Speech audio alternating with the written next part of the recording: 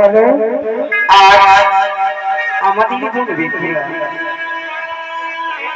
নিজের স্বামীকে বক্ষে ধারণ করেছে, ভেসে চলেছে ওই না গাগর জলে।